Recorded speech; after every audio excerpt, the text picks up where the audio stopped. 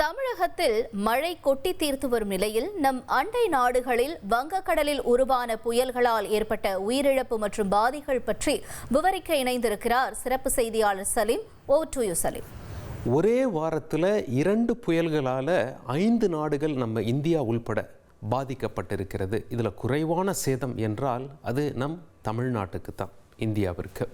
மீதம் 4 நாட்டில் நம்மளை விட சேதம் அதிகம். என்னென்ன சேதம் அங்கே அரங்கேறியிருக்கு என்பதை பார்ப்பதற்கு முன்பாக நம்ம இப்போ சென்னையை சுற்றியுள்ள மாவட்டங்களில் செங்கல்பட்டு, திருவள்ளூர், காஞ்சிபுரம் மாவட்டங்களில் மழையாக இருக்கிறது. இந்த மழை இன்னும் எத்தனை நாட்களுக்கு நீடிக்கும் என்று மட்டும் பார்த்து விடலாம்.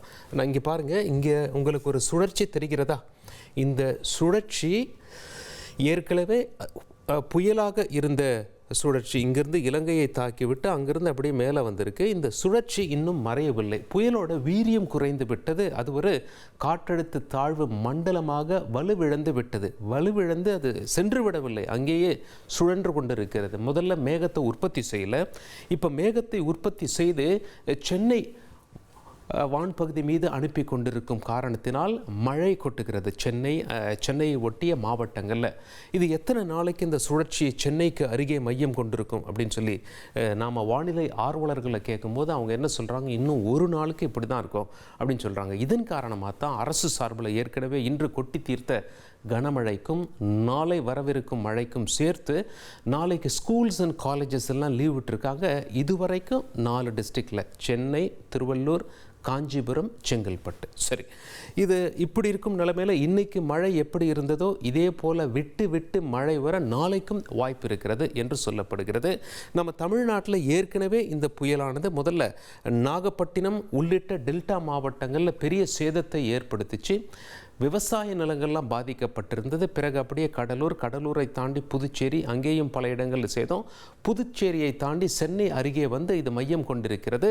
சென்னையில் கரையை கடக்காது, மாற்றாக இது வலுவிழந்து அங்கேயே சுற்றி கொண்டிருப்பதை நாம் இந்த படத்தில் பார்க்கிறோம். அது இன்னொரு ஒரு நாளைக்கு இருக்கும் அப்படின்னு சொல்லி சொல்கிறாங்க. இப்போது நம்ம தமிழ்நாடு தான் இருக்கிறதுலே குறைவான பாதிப்பு அப்படின்னு சொல்லலாம். சரி, என்ன நடந்தது என்பதை பார்க்கலாம். இங்கே பாருங்கள், இது வங்கக்கடல், பே ஆஃப் பெங்கால் என்று அழைக்கிறோம். இந்த வங்கக்கடலை பொறுத்த வரைக்கும் அந்தமான்லாம் இங்கே இருக்குது, நமக்கு தெரியுதா? 2 புயல்கள் உருவாகின. அதில் ஒன்று இங்கிருந்து உருவாகி முதல்ல இலங்கையை தாக்கிய புயல். இன்னொரு புயல் இந்த ஸ்ட்ரெயிட் ஆஃப் மலாக்கா என்று அழைப்பார்கள். இந்த பகுதியில் உருவாகி இங்கே பாருங்கள், இது இந்தோனேஷியா சுமத்ரா தீவை கடுமையாக அந்த புயல் தாக்கியது. இதனால் ஏற்பட்ட மழையின் காரணமாக வெள்ளம் அங்கே ஏற்பட்டது, நிலச்சரிவு ஏற்பட்டது. இதுவரை சுமார் 500க்கும் மேற்பட்டோர் அங்கே உயிரிழந்திருக்கிறார்கள். இன்னும் 500 பேரை காணவில்லை. அங்கே அது மட்டும் இல்லை, என்ன சொல்கிறாங்க, உணவு பற்றாக்குறை. அரசு சுமத்ரா தீவில் சரியாக வேலை செய்யலை இந்தோனேஷிய அரசு அப்படின்னு சொல்லி பொதுமக்கள் புகார் சொல்கிறாங்க. உணவு சரியாக விநியோகம் செய்யப்படாத காரணத்தினால் பூட்டியிருக்கும் கடைகளை உடைத்து உணவுகள் திருடப்படுவதாக, அங்கே இருக்க சூப்பர் மார்க்கெட்ஸ் எல்லாம் அங்கே வந்து திருடப்படுவதாக நிறைய புகார்கள்லாம் எழுந்த வண்ணம் இருக்கின்றன. சுமத்ரா தீவில் அந்த இந்தோனேஷியா நாட்டில் ஏற்பட்ட பாதிப்பின் காட்சிகளை தற்பொழுது பார்க்கலாம்.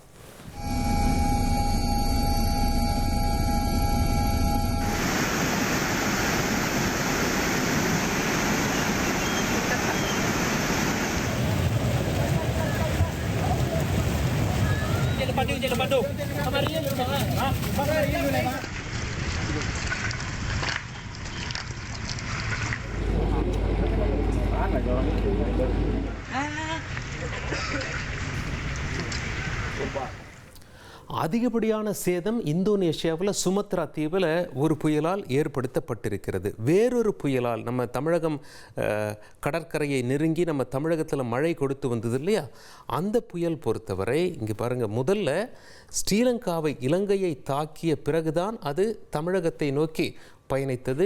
இலங்கையிலையும் நிறைய உயிரிழப்பு ஏற்பட்டிருக்கிறது. சுமார் 350 பேர் உயிரிழந்திருக்காங்க. இன்னொரு 350 பேரை காணவில்லை என்று சொல்லப்படுகிறது. ஹெலிகாப்டர் மூலமாக உணவு விநியோகம் செய்யப்பட்டது. ரெஸ்கியூ மீட்பு பணியெல்லாம் அங்கே நடைபெற்றது. இந்தியா சார்பாகவும் அங்கே பேருதவிகளை செய்து வருகிறது நம் இந்திய அரசாங்கம். இலங்கை காட்சிகளை பார்க்கலாம். அங்கேயும் நிலச்சரிவால் மக்கள் பாதிக்கப்பட்டிருக்கிறார்கள்.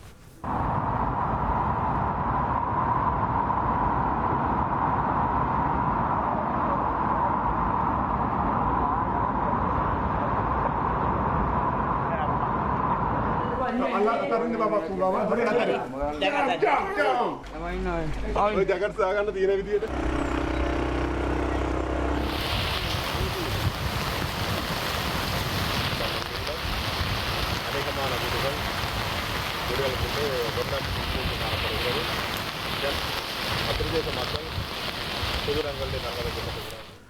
நம்ம தமிழ்நாட்டிலேருந்து இளைஞர்கள் தாய்லாந்திற்கு படையெடுப்பது வழக்கம். சுற்றுலா அப்படின்னாலே அந்த சரௌண்டிங் ஏரியாவிலே சீப்பஸ்ட் அண்ட் ஜாலி டெஸ்டினேஷன் அப்படின்னா தாய்லாந்து தான். அதிகமாக தாய்லாந்து செல்வார்கள். இதில் சமீபத்தில் இந்த ஒரு வாரத்தில் இந்த பக்கம் புயலால் ஏற்பட்ட பாதிப்பை பார்த்தோம். இன்னொரு புயலால் நம்ம சுமத்ரா தீவில் எப்படி பாதிப்பு ஏற்பட்டது அப்படின்னு சொல்லி பார்த்தோம். அதே புயல் அங்கே பக்கத்தில் இருக்கக்கூடிய தாய்லாந்தை தாக்கியது. தாய்லாந்தில் சுமார் 150 பேர் உயிரிழந்திருக்கிறார்கள். தாய்லாந்தில் பாதிப்பு காட்சிகளை நாம் தற்பொழுது பார்க்கலாம்.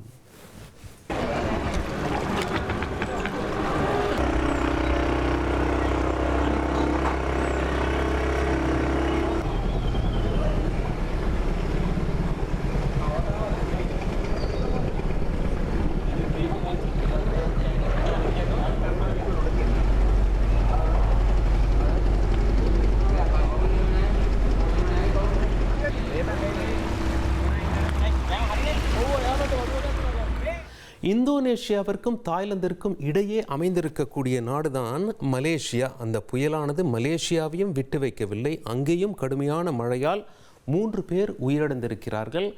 மலேசியாவில் பாதிப்பு காட்சிகள் உங்கள் பார்வைக்கு.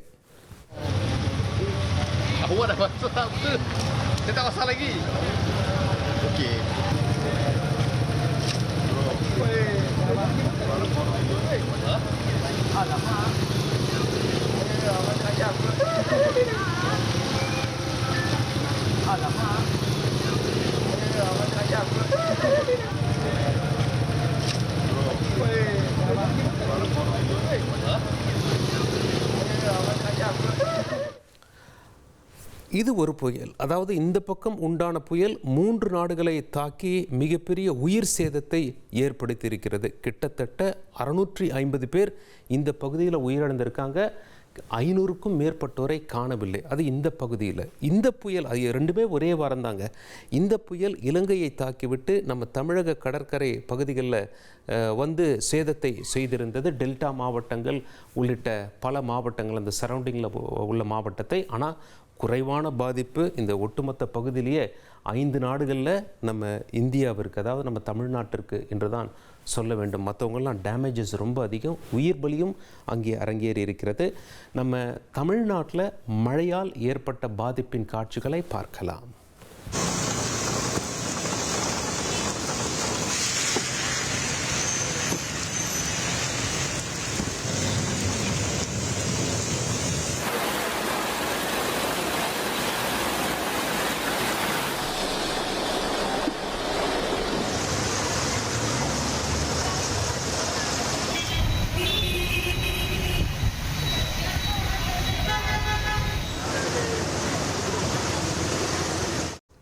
சென்னை அருகில் நிலை கொண்டிருக்கும் அந்த சுழற்சியானது மேகங்களை உற்பத்தி செய்து சென்னை மற்றும் சென்னையை ஒட்டிய மாவட்டங்களுக்கு அனுப்பி கொண்டிருக்கிறது.